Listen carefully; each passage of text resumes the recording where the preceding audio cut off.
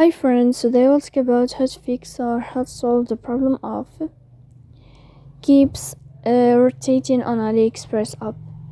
To know how to fix or how to solve keeps rotating on AliExpress app, you should just go to settings. Here you can click on apps, default apps, app settings. Then you can go to AliExpress. After that you can click on first stop and you can click OK. Here we'll enter to the window of storage. Then you can click clear cache. Don't click clear data because that can cause you errors in your app. In the end, you can go to Play Store. If you find the update in this plus sign, then you can click to update your app. So please don't forget to support us by like and subscribe. See you next time in another video.